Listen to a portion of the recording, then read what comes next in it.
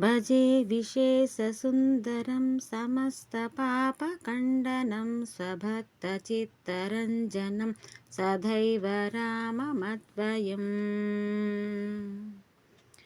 निजस्वरूपबोधकं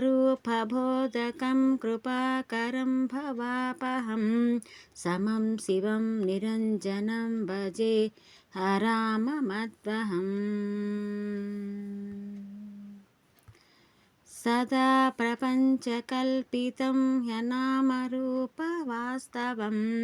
निराकृतिं निरामयं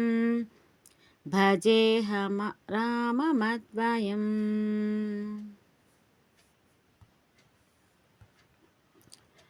निष्प्रपञ्चनिर्विकल्पनिर्मलं निरामयं चिदेकरूपसन्ततं भजेह राममद्वयम् भवाब्धिपोतरूपकं ह्यशेषदेहकल्पितं गुणाकरं कृपाकरं भजेह राममद्वयम्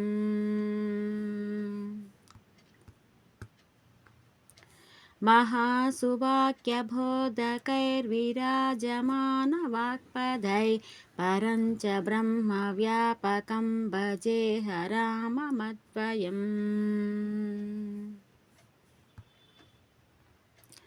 शिवप्रदं सुखप्रदं भवश्चितं भ्रमापहं विराजमानदैशिकं भजेह राममद्वयम् रामाष्टकं पठति यः सुखदं सुपुण्यं व्यासेन भाषितमिदं